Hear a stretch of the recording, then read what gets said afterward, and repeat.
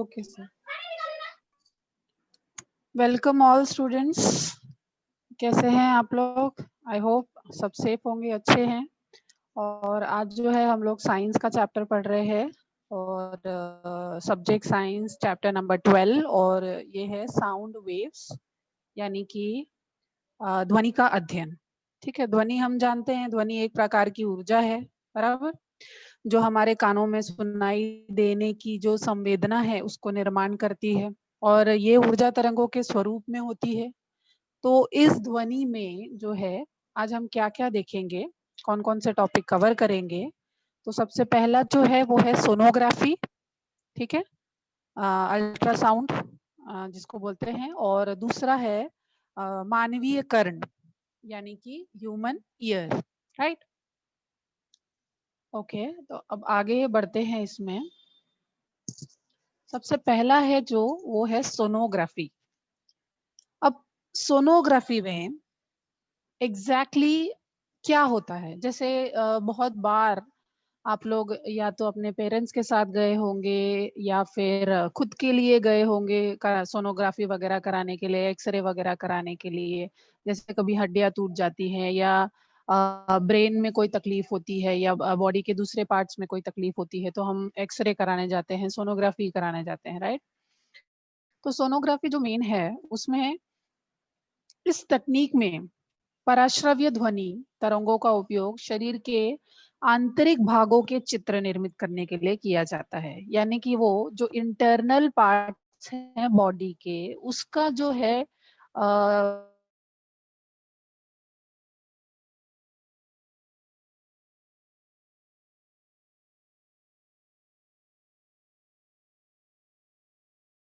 जंतु संसर्ग और वेदना के जो कारण हैं, जो रीजंस है कि ये क्यों हो रहा है, जैसे कहीं बॉडी में सूजन आ गई है, जंतु संसर्ग है कहीं पे,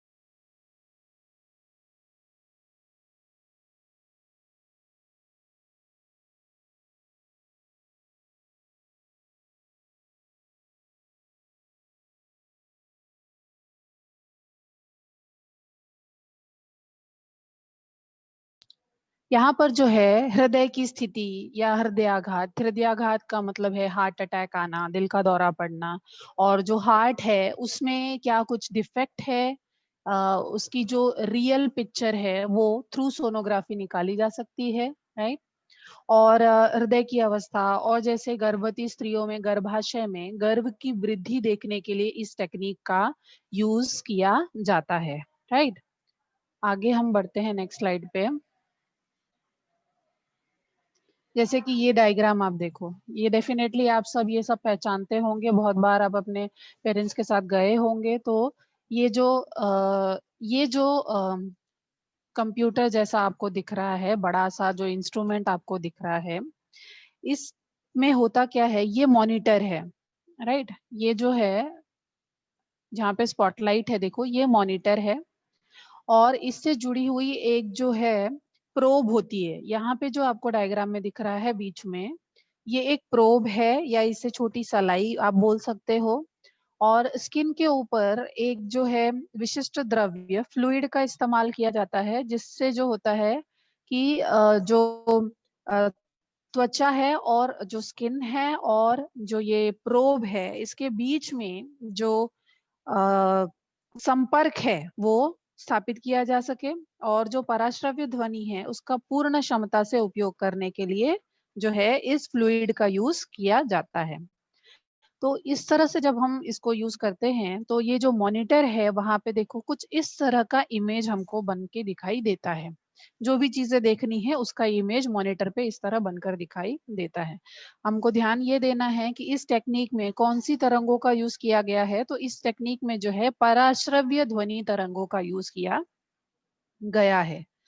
अब पराश्रव्य ध्वनि तरंगे क्या है ये तो आप जानते हैं, लेकिन हम इसके आगे की स्लाइड्स में जो है वो और डिटेल में इसको देखेंगे। सबसे पहले जो है सोनोग्राफी के बारे में ठीक से और डिटेल में देख लेते हैं। परीक्षण किए जाने वाले जो भाग की त्वचा है, जैसे जहाँ पे जो प्रॉब्लम है, जैसे कहीं पे सूजन आई है तो वहाँ का जो स्किन है वहाँ पे फ्लूइड लगाकर फिर इस प्रोब से जो है संपर्क स्थापित करते हैं, और इस प्रोब से जो है उच्च आवृत्ति की ध्वनि द्रव में से शरीर में संचरित की जाती है, राइट। और शरीर के आंतरिक भागों में परावर्तित ध्वनि को पुनः सलाई द्वारा एकत्र किया जाता है। जैसे कि समझिए ये गर्भवती स्त्री के गर्भ में जो शिशु है उसका पालन पोषण कैसे हो रहा है, उसमें कोई प्रॉब्लम तो नहीं है। तो ये देखने के लिए जैसे ये स्किन के पार्ट पे जो है फ्लूइड लगाया जाता है, और ये प्रोब की सहायता से जो है पराश्रव्य अल्ट्रासाउंड जो वेव्स है वो अंदर जो है छोड़ी जाती हैं, और उसके बाद जो ये ध्वनि है ये जो है पुनः सलाई द्वारा एकत्र किया जाता है। ये टकरा कर वापस आता है, तो जहां से वापस आ रहा है वहां से एकत्रित किया जा रहा है, और इस परावर्तित ध्वनि की सहायता से संगणक यानी कि कंप्यूटर द्वारा शरीर के आंतरिक भागों का चित्र इस तरह से तैयार हो जाता है। और ये जो टेक्निक है ये बिल्कुल पेनलेस है, यानी वेदना रहित है, यानी बिल्कुल इसमें दर्द नहीं होता है, और पेनलेस होने के कारण और ये जो है बिल्कुल प्रिसाइज है, यानी कि अचूक निदान करने के लिए इस टेक्निक का यूज किया जाता है, और इसका जो उपयोग है चिकित्सा शास्त्र में जो है बढ़ते ही जा रहा है, राइट। अब जो देखो इस तरह से सेम है, जैसे ये प्रोब यहाँ पे यूज कर रहा है डॉक्टर, और ये मॉनिटर है। अब यहाँ इस त्वचा पर जो है फ्लूइड लगाया गया है, और इस प्रोब की सहायता से देख, जैसा कि डायग्राम में देख सकते हो आप, पराश्रव्य ध्वनि जो है वो स्किन के अंदर छोड़ी जा रही है, जिससे वो स्किन के अंदर जो है चीजें उससे टकरा कर जब वो ध्वनि परावर्तित हो रही है, तो वो परावर्तित ध्वनि जो है वो इस प्रोब द्वारा, जो सोनोग्राफी का जो ये यंत्र है, प्रोब द्वारा वापस से एकत्रित की जा रही है, और जिसकी वजह से अंदर जो इमेज है जो वो जो है मॉनिटर पे क्लियरली साफ दिखाई देता है। और इससे जो है अगर समझो कुछ तकलीफ है, अंदर कोई सूजन है, कोई जंतु संसर्ग है, कुछ जो है दर्द का कारण है, तो वो हमें साफ दिखाई यानी डॉक्टर को साफ दिखाई देता है। क्लियर हुआ ये? अब जैसा कि मैंने आपको बताया कि इस टेक्निक में क्या है, तो इस टेक्निक में एक छोटी सलाई यानी कि प्रोब जो मैंने आपको दिखाया, और एक विशिष्ट द्रव का उपयोग किया जा रहा है, यानी कि जो फ्लूइड मैंने आपको बताया, और सलाई और त्वचा के बीच में संपर्क उचित प्रकार से होने तथा पराश्रव्य ध्वनि का पूर्ण क्षमता से उपयोग करने के लिए इस द्रव का उपयोग किया जाता है। परीक्षण किए जाने वाले भाग की त्वचा पर द्रव लगाया है, फिर उस प्रोब की सहायता से उच्च आवृत्ति की ध्वनि जो है द्रव में से शरीर में संचरित की जा रही है। शरीर के आंतरिक भागों में परावर्तित ध्वनि को पुनः सलाई द्वारा एकत्रित किया जा रहा है, और इस परावर्तित ध्वनि की सहायता से संगणक द्वारा शरीर के आंतरिक भागों के जो है चित्र वो तैयार किए जा रहे हैं। और ये जो है वो ये टेक्निक जो है वो पेनलेस है और बहुत ही प्रिसाइज है, तो इसका जो है उपयोग जो है बढ़ते ही जा रहा है। ठीक है, जैसे कि मैंने आपको पराश्रव्य ध्वनि के बारे में बताया, और मैंने आपसे ये भी कहा था कि हम जो पराश्रव्य ध्वनि को है जो और डिटेल में पढ़ेंगे। तो जैसे कि आप देख सकते हो कि 3 प्रकार की ध्वनियाँ होती हैं, एक श्राव्य, एक अवश्राव्य, श्रव्यातीत। यानी कि आप जैसे अ, यहाँ पे 3 रेंज दिए हुए हैं। जैसे जो ध्वनि हम सुन सकते हैं, राइट? श्रव्यातीत ध्वनि जिसको हम कहते हैं, जो ध्वनि हम सुन सकते हैं वो 20 हर्ट्ज से 20,000 हर्ट्ज के बीच की ध्वनि होती है, जो हम सुन सकते हैं, जो ह्यूमंस सुन सकते हैं, जो मानव सुन सकते हैं। जैसे कि मानवीय कान की ध्वनि सुनने की सीमा जो है ये रहा 20 हर्ट्ज से 20,000 हर्ट्ज के बीच की ध्वनि है। ठीक है, और अर्थात मानवीय कान जो है इस आवृत्ति के बीच की ध्वनि सुन सकता है, इसलिए इस ध्वनि को श्राव्य ध्वनि कहते हैं। अब आते हैं इस रेंज पे। ठीक है, अब मानवी कान जो है वो 20 हर्ट्ज से कम अगर ध्वनि हो तो क्या होगा उसका? तो मानवी कान जो है वो 20 हर्ट्ज से कम और जो है 20,000 हर्ट्ज से ज्यादा, यानी कि यहाँ का, ठीक है। तो 20 हर्ट्ज से अगर कम की ध्वनि है या 20,000 हर्ट्ज से ज्यादा की ध्वनि है, तो ये दोनों ही ध्वनियां मानवी कान जो है वो सुन नहीं सकते, राइट। तो अब 20 हर्ट्ज से कम पे आते हैं हम लोग। तो 20 हर्ट्ज से कम आवृत्ति की ध्वनि को अवश्राव्य ध्वनि कहते हैं। अवश्राव्य ध्वनि ये 20 हर्ट्ज से कम है, ठीक है। जैसे अब यहाँ पे जो पेंडुलम है, ये लोलक के कंपन, अगर इसमें कंपन निर्मित होता है तो वो 20 हर्ट्ज से कम होता है, जिसको हम नहीं सुन पाएंगे। अब जैसे मानो कि भूकंप आता है तो आप देख सकते हो कि चूहे हैं, चमगादड़ हैं, बिल्लियां हैं, ये जो है ये लोग ये ध्वनि सुन पाते हैं और वो जो है भागना पहले शुरू करते हैं, राइट। तो ये भूकंप आने के पूर्व पृथ्वी के पृष्ठभाग के कंपन से जो निर्मित ध्वनि होती है वो 20 हर्ट्ज से कम होती है, तो ये हम नहीं सुन पाते हैं। अवश्राव्य ध्वनि जो होती है वो इंफ्रासाउंड की होती है, राइट। अब आते हैं इस पे 20,000 हर्ट्ज से ज्यादा की ध्वनि। तो 20,000 हर्ट्ज से अधिक आवृत्ति की ध्वनि को श्रव्यातीत ध्वनि, श्रव्यातीत यानी कि अल्ट्रासाउंड, ये जो था 20 हर्ट्ज से कम जो था वो इंफ्रासाउंड, और 20,000 हर्ट्ज से जो ज्यादा है वो अल्ट्रासाउंड। तो ये जो अल्ट्रासाउंड ध्वनि अभी आपने देखा कि 20,000 हर्ट्ज से ज्यादा, इसी को कहते हैं पराश्रव्य ध्वनि। और ये ही पराश्रव्य ध्वनि, जैसा कि आपने देखा डायग्राम में, ये ही पराश्रव्य ध्वनि जो है यहाँ पे सोनोग्राफी में यूज की जा रही है, राइट। ये ही पराश्रव्य ध्वनि है जिसे अल्ट्रासाउंड ध्वनि कहते हैं, राइट। जैसे कि मैंने आपको बताया कि हमारे पास दो साउंड है, एक 20 हर्ट्ज से कम और एक 20,000 हर्ट्ज से ज्यादा।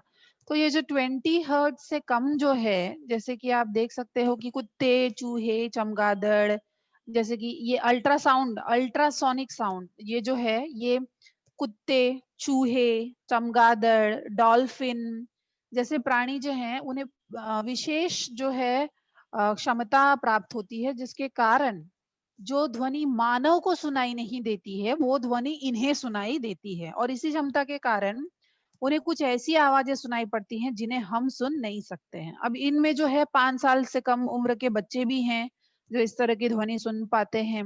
कुछ प्राणी हैं, कुछ कीटक हैं जो 25,000 हर्ट्ज तक की ध्वनि सुन सकते हैं। डॉल्फिन, चमगादड़, चूहे जैसे प्राणी जो है वो पराश्रव्य ध्वनि का निर्माण भी कर सकते हैं।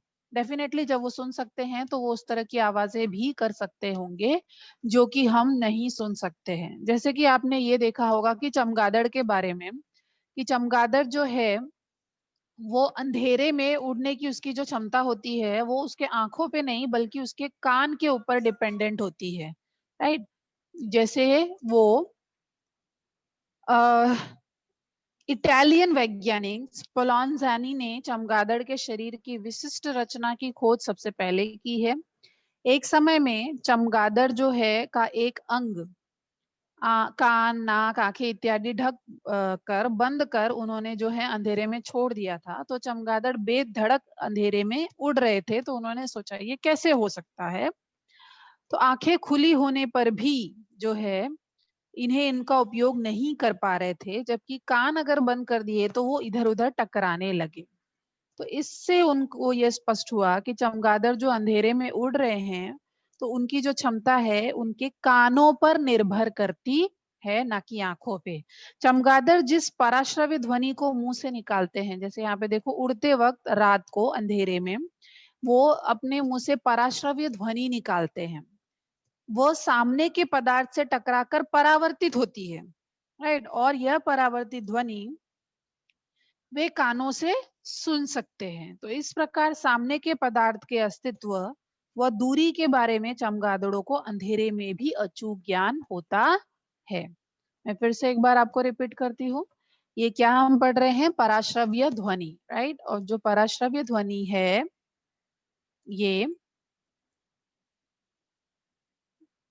ये कौन से रेंज में आती है? सबसे पहले तो 3 रेंज है। तो हम मानवीय कर्ण किसको सुन सकते हैं? 20 हर्ट्ज से लेके 20,000 हर्ट्ज के बीच की ध्वनि मानवीय कर्ण जो है वो सुन सकता है, ठीक है। लेकिन अगर 20,000 से ज्यादा हर्ट्ज की ध्वनि है तो वो जो ध्वनि होगी वो पराश्रव्य ध्वनि होती है। पराश्रव्य ध्वनि कहाँ यूज की जा रही है? सोनोग्राफी में यूज की जा रही है, सोनोग्राफी में। और ये जो पराश्रव्य ध्वनि है ये कौन कौन निकाल सकते हैं? कुत्ते, चूहे, चमगादड़, डॉल्फिन, ये है, इनको विशेष जो है क्षमता होती है, वो ये आवाज निकाल भी सकते हैं, ये आवाज सुन भी सकते हैं। जिसका सबसे बेस्ट एग्जाम्पल है चमगादड़, जो अंधेरे में उड़ते हैं बिना किसी प्रॉब्लम के, क्योंकि वो जो है आंखों का नहीं बल्कि कानों का इस्तेमाल करते हैं, वो पराश्रव्य ध्वनि निकालते हैं। और जब वो चीजें सामने से टकरा कर वापस आती हैं तो उनको समझ में आता है कि सामने जो है कुछ तो है। तो वो जो है इस तरह से अपना जो यात्रा है वो पूरी करते हैं। तो ये हमने पढ़ा पराश्रव्य ध्वनि के बारे में, सोनोग्राफी के बारे में। सोनोग्राफी का मैं आपको फिर से एक बार बता दूं, सोनोग्राफी क्या है। तो सोनोग्राफी में सबसे पहले क्या यूज हो रहा है? पराश्रव्य, उच्च उच्च क्षमता या उच्च आवृत्ति की ध्वनि जो है, पराश्रव्य ध्वनि इसमें यूज हो रही है, राइट। और इसमें जो है इसका उपयोग शरीर के आंतरिक भागों के चित्र निर्मित करने के लिए किए जा रहे हैं। इसकी सहायता से क्या क्या बेनिफिट्स हैं? तो इसकी सहायता से सूजन आना, जंतु संसर्ग, वेदना के कारणों को ज्ञात किया जाता है, हृदय की स्थिति, हार्ट अटैक, ये सब। और गर्भवती स्त्रियों के गर्भाशय में गर्भ की वृद्धि देखने के लिए इस टेक्निक का यूज किया जा रहा है, ठीक है। अब आते हैं नेक्स्ट पॉइंट जो हमने डिसाइड किया था कि मानवीय कर्ण, ह्यूमन ईयर। ये आपके सामने जो है ये ह्यूमन ईयर जो है उसका डायग्राम है। सबसे पहले बहुत सारी चीजें हम देख सकते हैं। यहाँ पे श्रवण नलिका है, लेट मी पुट स्पॉटलाइट। ये श्रवण नलिका, कर्ण पल्लव, मध्य कर्ण की खोखली जगह, कान का पर्दा, मध्य कर्ण, 3 अस्थियों की श्रृंखला है। यहाँ पे अर्धवृत्ताकार नलिका है, स्टेप्स है, कर्णावत अंतःकरण और ग्रसनी कर्ण नलिका, ठीक है। अब ये जो मानव कर्ण है ये बहुत ही महत्वपूर्ण अंग है, डेफिनेटली हमको पता है। और कान से ही हम ध्वनि सुनते हैं।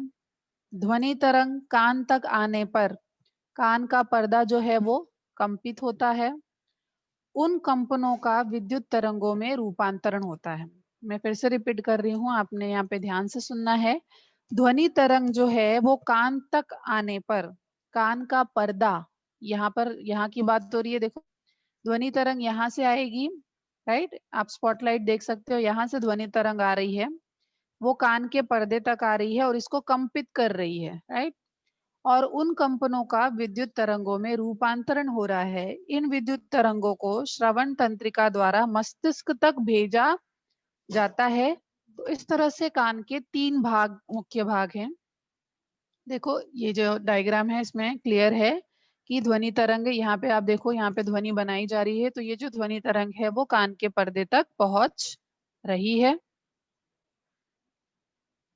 इस तरह से अगेन यहाँ पे देखो, कर्ण पल्लव यानी कि पीना। कर्ण पल्लव स्टार्ट में ये जो सबसे बाहर का भाग है जो हमें दिखाई देता है, ये कर्ण पल्लव यानी पीना है।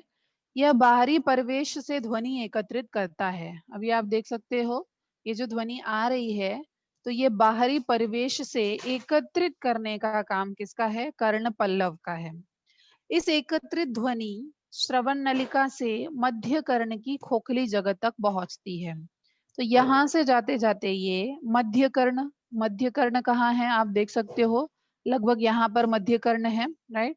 तो इसकी खोखली जगह तक ये पहुंचती है, ये मध्य कर्ण हुआ। अब मध्य कर्ण में दूसरा, ये पहला पार्ट जो था कर्ण पल्लव का, कर्ण पल्लव का क्या पार्ट है मैं आपको दिखाती हूँ। यहाँ पे देखो, कर्ण पल्लव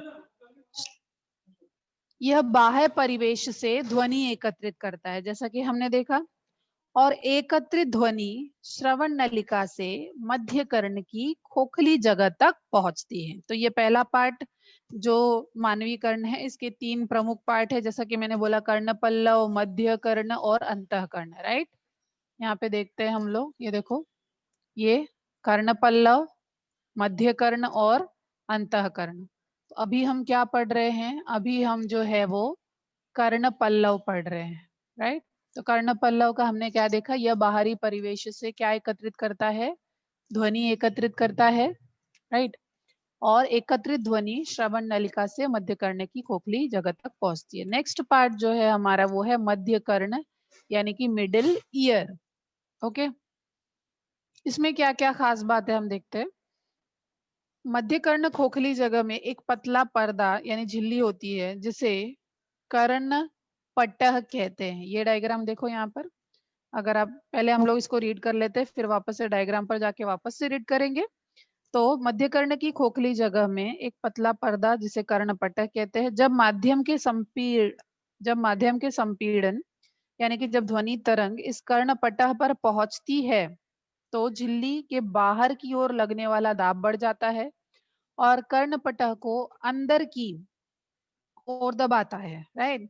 तो इसी प्रकार विरलन के पहुंचने पे झिल्ली के बाहर की ओर लगने वाला दाब कम हो जाता है और कर्णपटह बाहर की ओर गति करता है। इस प्रकार ध्वनि तरंग के कारण मेनली क्या हो रहा है, यहाँ पे कर्णपटह में कंपन हो रहा है, राइट। अगर मैं आपको पहले का डायग्राम दिखाऊं, यानी कि मानवीय कर्ण का डायग्राम अगर आप देखो, ये वाला ध्यान दो इधर।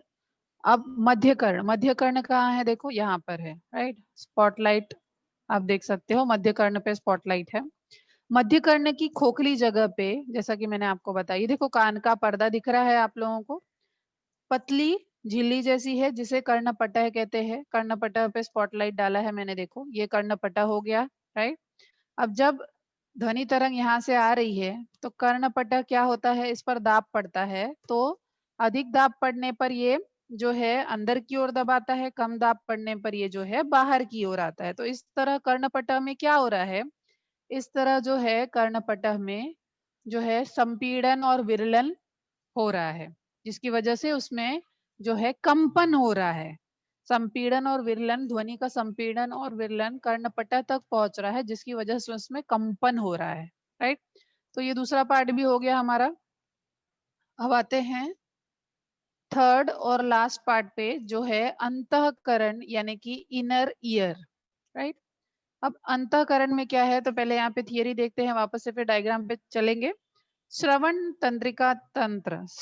तंत्रिका अंतःकरण को जो है मस्तिष्क से जोड़ती है। अब यहाँ पे क्या खास है, देखो श्रवण तंत्रिका हम डायग्राम में जब जाएंगे तो मैं आपको वहां पर दिखाऊंगी श्रवण तंत्रिका कहाँ पर है। तो ये जो श्रवण तंत्रिका है वो अंतःकरण को फाइनली किससे जोड़ रही है, देखो फाइनली मस्तिष्क से जोड़ रही है।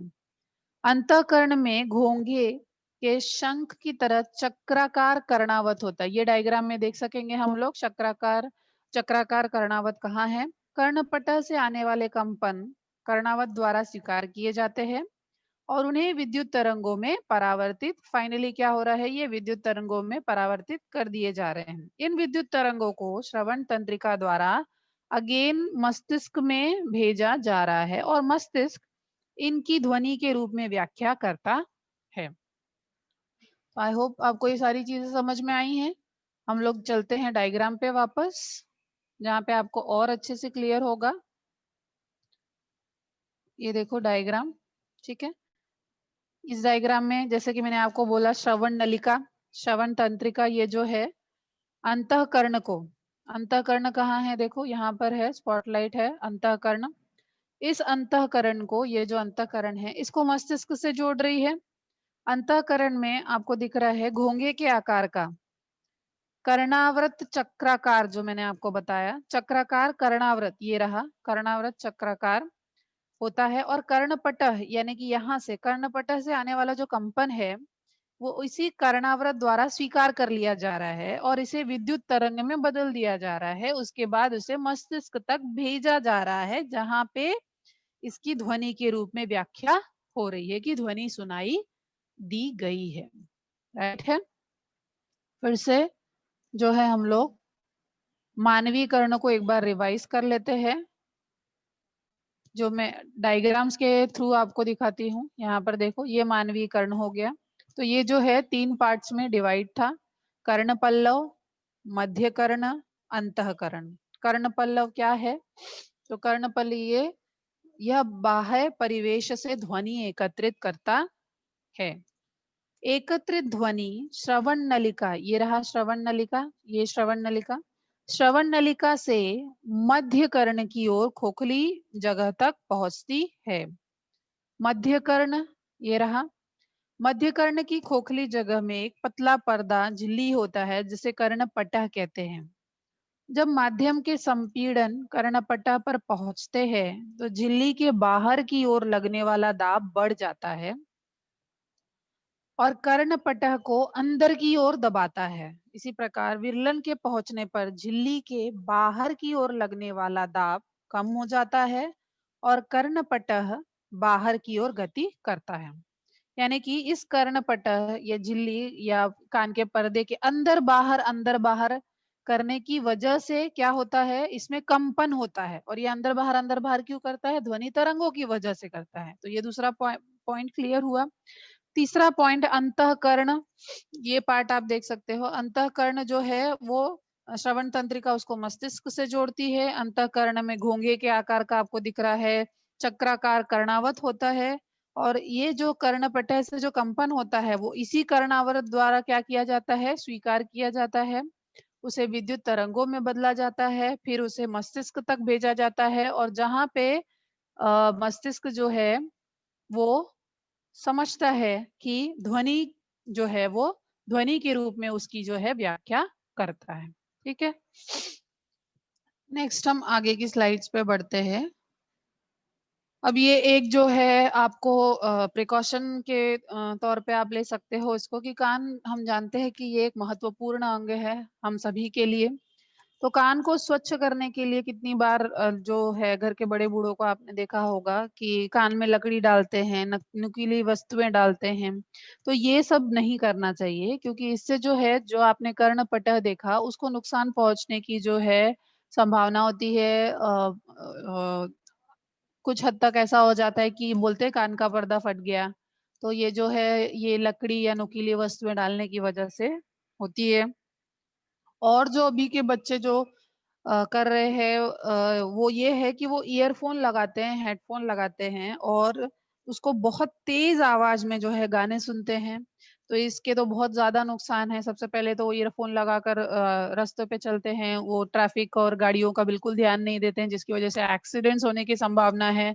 तो जब भी आप रोड क्रॉस कर रहे हैं या रास्ते पे चल रहे हैं तो ईयरफोन बिल्कुल ना लगाएं और बिल्कुल तेज आवाज में गाने ना सुने। दूसरा चीज ये है कि ईयरफोन जब आप लगाते हैं और यूजुअली बहुत ज्यादा टाइम तक बहुत तेज गाने सुनते हैं तो इससे भी जो है वो कर्णपटह, जैसे कि आपने देखा कि उसकी ध्वनि तरंगों की वजह से ही उसका जो पर्दा है वो अधिक दाब की वजह से वो बाहर दबता है और कम दाब की वजह से अंदर दबता है, जिसकी वजह से उसमें कंपन होता है। तो बहुत ज्यादा कंपन होने की वजह से भी जो है कर्णपटह को बहुत भारी जो है क्षति पहुंच सकती है। इसीलिए जो है अगर आप ईयरफोन लगा रहे हैं तो बहुत ही कम आवाज उसका रखिए, ताकि आपके कानों को जो है नुकसान ना पहुंचे।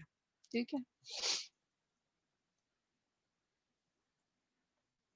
अब जो है यहाँ पे हम लोग कुछ उदाहरण हैं जिनको हम लोग हल कर लेते हैं।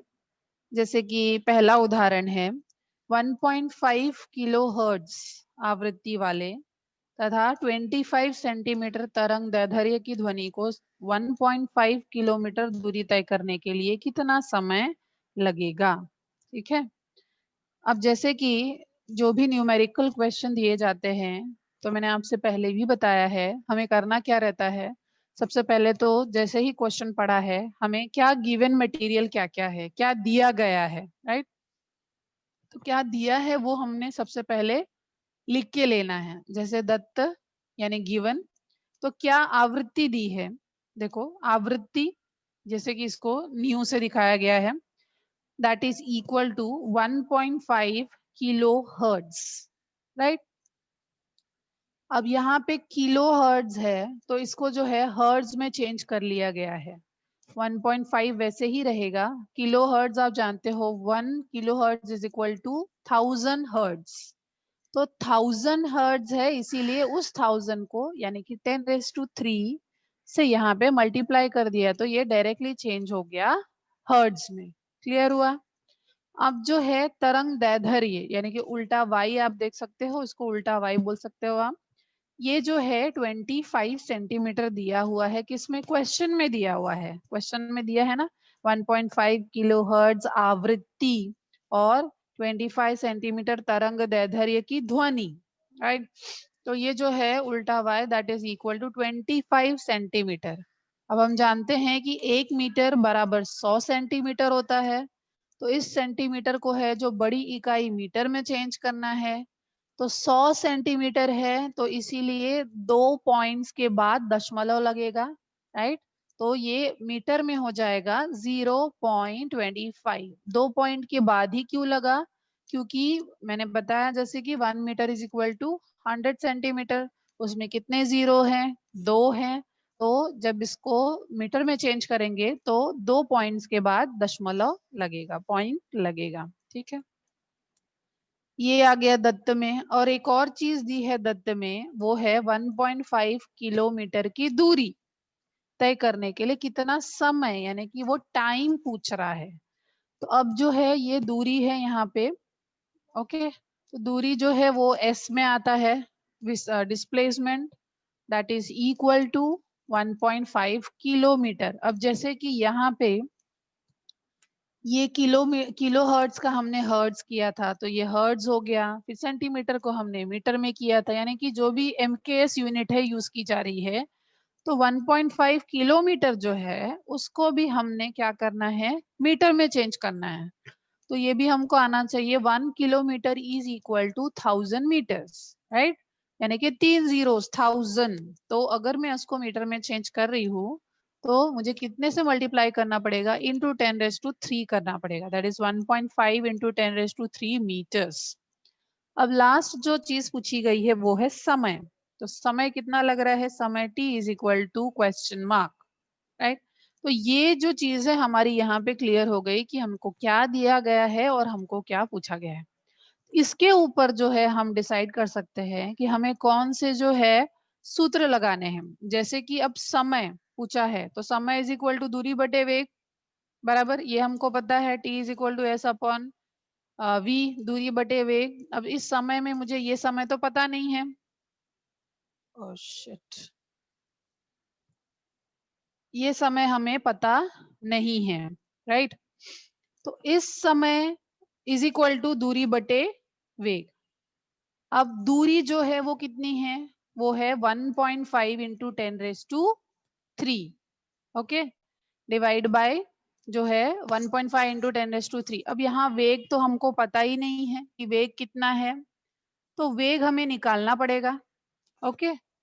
अब जब हम वेग निकाल रहे हैं तो उसके लिए कौन सा सूत्र लगेगा? तो उसके लिए हमें सूत्र पता है, v इज इक्वल टू ध्वनि का वेग इज इक्वल टू बारंबारता गुणे तरंग दैर्ध्य, राइट। तो ये नया सूत्र हमको मिला है। नया सूत्र मतलब ये सूत्र जो है इसकी वजह से हम क्या निकालेंगे, पहले तो वेग निकाल लेंगे, क्योंकि समय इज इक्वल टू दूरी बटे समय हम कर सकते हैं बराबर, लेकिन उसमें हमको वेग पता नहीं है। वेग पता करने के लिए मुझे बारंबारता गुणे तरंग दैर्ध्य का सूत्र यूज करना पड़ेगा। तो ठीक है, अब जो बारंबारता है मुझे मैंने ढूंढ के निकाला है, हमने लिखा हुआ है दत्त में 1.5 इंटू 10⁻³ हर्ट्ज, राइट। और जो तरंग दैर्ध्य है वो है 0.25, राइट।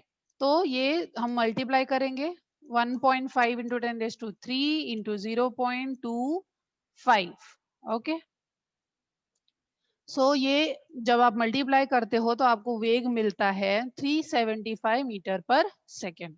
अब ये वेग हम कहाँ यूज करेंगे? जो हमने पहले समय इज इक्वल टू दूरी बटे वेग का जो सूत्र लगाया था उसमें हम वेग यूज करेंगे।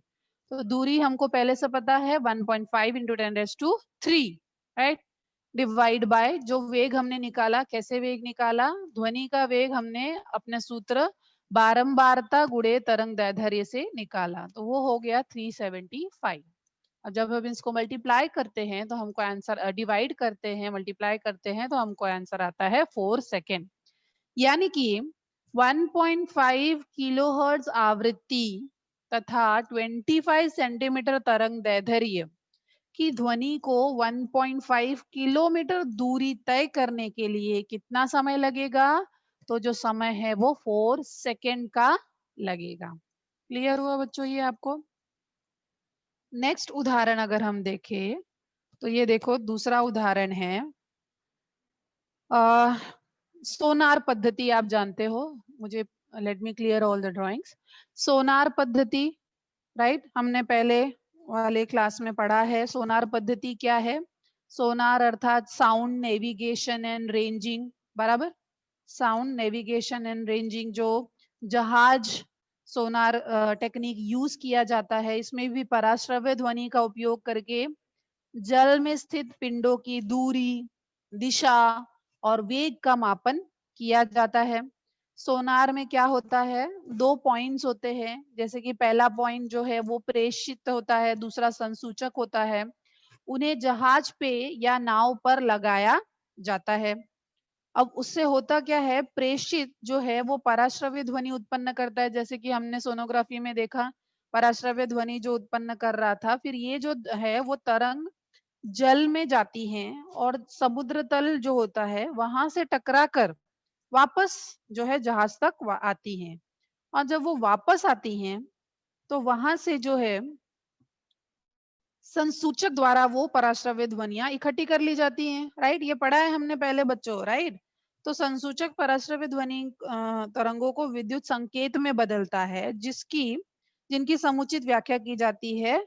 और तो इस तरह से सोनार टेक्निक जो है वो काम करता है। तो अब यहाँ पे क्वेश्चन क्या है, देखो कि सोनार की सहायता से समुद्र के पानी में ध्वनि तरंग छोड़ी गई या प्रेषित की गई।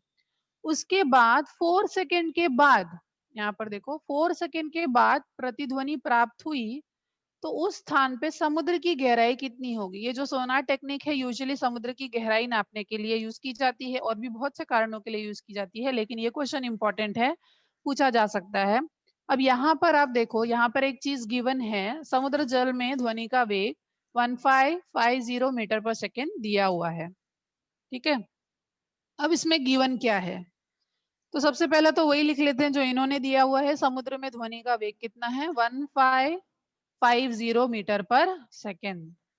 दूसरा, प्रतिध्वनि सुनाई देने का समय कितना है, 4 सेकेंड है। अब आप यहाँ पे ध्यान देना, 4 सेकेंड में जो है प्रतिध्वनि सुनाई दे रही है, यानी कि एक टाइम लगा होगा उसको जाने के लिए समुद्र तल तक, और वो उतना ही टाइम लगा होगा वापस आने के लिए, बराबर है। तो ध्वनि तरंग को समुद्र तक जाने का अंतराल जो है वो आधा होगा, बराबर है। जैसे कि आप अपने घर से निकले, दूसरे के घर गए और बिना रुके वहां से वापस आ रहे हैं, तो जब आप वापस आ रहे हो तो टोटल मैं कैसे काउंट करूंगी, 2 सेकेंड लगा जाने में, 2 सेकेंड लगा वापस आने में, तो टोटल टाइम 4 सेकेंड लगा। लेकिन उसके घर जाने में आपको कितना टाइम लगा, 2 सेकेंड का, यानी कि 4 सेकेंड डिवाइड बाय 2।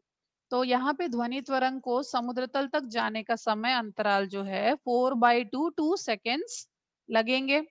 अब वेग जो है दूरी बटे समय, यहाँ पे वापस यूज किया जा रहा है सेम फॉर्मूला, वेग इज इक्वल टू दूरी बटे समय। तो यहाँ से दूरी मिला हमको वेग इनटू समय। अब वेग तो दिया हुआ है, जैसे कि यहाँ पर है देखो, समुद्र जल में ध्वनि का वेग 1550 मीटर पर सेकेंड, वो लिख दिया। यहाँ पे समय कितना लग रहा है, 2 सेकेंड लग रहा है। जब मैंने टोटल काउंट किया तो उस जगह से जहां से वो सोनार का जो जहाज है यहाँ, या सोनार पद्धति जहां से यूज की जा रही है, वहां से समुद्र की गहराई जो है वो 3100 मीटर होगी। क्लियर हुआ बच्चों? नेक्स्ट पार्ट पे हम लोग चलते हैं, थर्ड वाले पे, थर्ड उदाहरण पे। अब यहाँ पर देखो, 1 सेंटीमीटर तरंग दैर्ध्य वाली ध्वनि तरंग जो है वो 340 मीटर पर सेकेंड के वेग से हवा में जा रही है। तो ध्वनि की आवृत्ति कितनी होगी, क्या यह ध्वनि मानव के श्रवण योग्य होगी। अब जैसे इसमें दो क्वेश्चन है, सबसे पहला तो गिवन क्या क्या है वो देख लेते हैं, दत्त यानी कि गिवन मटेरियल। तो सबसे पहले तरंग दैर्ध्य पूछा गया है, तो तरंग दैर्ध्य इज 1 सेंटीमीटर, राइट। तरंग दैर्ध्य इज इक्वल टू 1 सेंटीमीटर। अब ये 1 सेंटीमीटर है तो इसको हमने मीटर में चेंज करना है। तो जैसे कि मैंने आपको बताया 1 metre is equal to 100 centimetre, तो ये 1 इंटू 10⁻² मीटर हो गया, राइट। अब ध्वनि का वेग जो है जनरली जो है यहाँ पर वो भी दिया है 340 मीटर पर सेकेंड। हमारे पास सूत्र क्या है, v is equal to nu lambda, जैसे कि जो ध्वनि का वेग है, ध्वनि का वेग इज इक्वल टू, ये हो गई बारंबारता गुणे तरंग दैर्ध्य, ये हमारे पास सूत्र है। तो यहाँ से जो है तिर्यक गुणा किया मैंने, तो ये जो है तरंग दैर्ध्य ये डिवाइड होके नीचे आया, तो हमारा नया सूत्र बन रहा है बारंबारता इज इक्वल टू ध्वनि का वेग डिवाइड बाय तरंग दैर्ध्य। ओके, अब ध्वनि का वेग जो है दिया हुआ है 340 मीटर पर सेकेंड। तरंग दैर्ध्य ये भी दिया हुआ है, जिसको सेंटीमीटर में था हमने कन्वर्ट किया मीटर में, दैट इज 1 इंटू 10⁻²। और जो आंसर हुआ वो 340 इंटू 10⁻²। अब जो 10⁻² यानी 2 जीरो है, तो ये जो ध्वनि की बारंबारता है, आवृत्ति जो है वो 34,000 हर्ट्ज है। अब अगर आपको याद होगा तो हमने 3 तरह की ध्वनियां सुनी थी, राइट है? तो इसमें से कौन सी ध्वनि, दूसरा क्वेश्चन क्या पूछ रहे हैं ये लोग कि पहले तो हमने बता दिया कि ध्वनि की आवृत्ति कितनी होगी, तो ये 34,000 ध्वनि की आवृत्ति होगी, राइट है? लेकिन क्वेश्चन ये है, क्या ये ध्वनि मानव के श्रवण योग्य है? तो आपको याद होगा कि हमने ये 3 ध्वनियां जो है डिस्कस करी थी।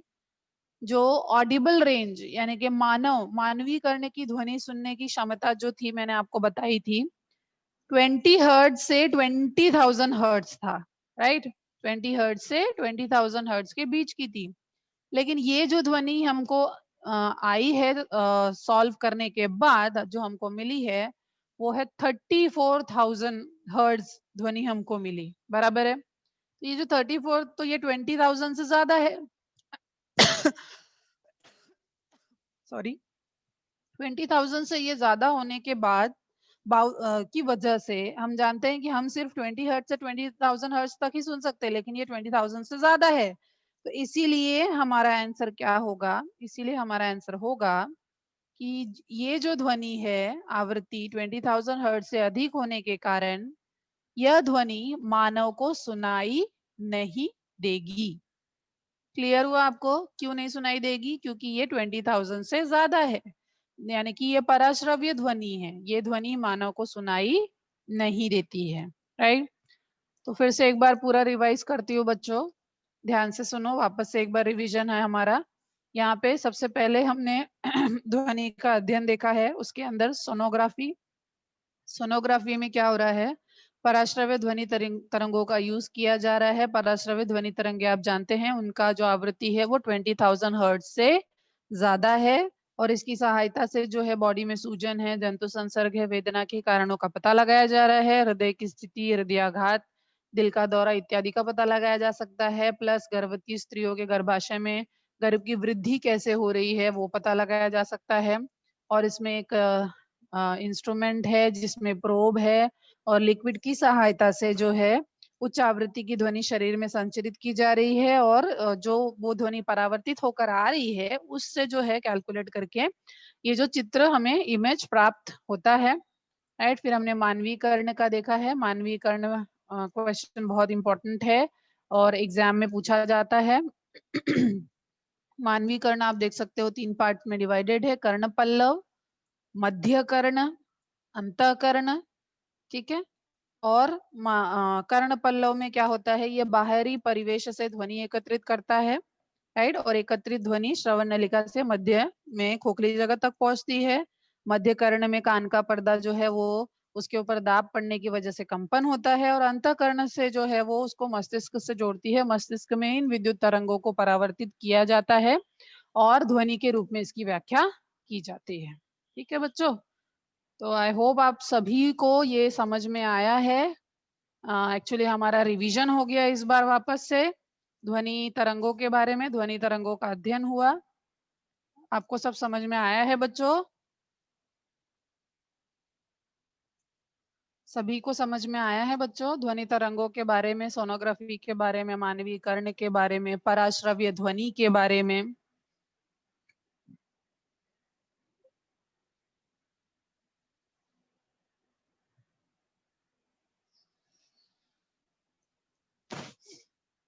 आई होप आपको समझ में आया है बच्चों। Good morning teacher. हाँ गुड मॉर्निंग हसन, बोलो। टीचर ध्वनि के 3 प्रकार होते हैं ना? हाँ हाँ यस टीचर, ये हाँ, ध्वनि के देखो बेटा, ध्वनि के 3 प्रकार मैंने आपको बताए, ठीक है। उसमें जो है पहला जो है वो जो मानवीय कर्ण सुन सकता है, जो मानवी जो हम सुन सकते हैं उसके सुनने की सीमा जो है वो 20 हर्ट्ज से 20,000 हर्ट्ज के बीच की, ठीक है।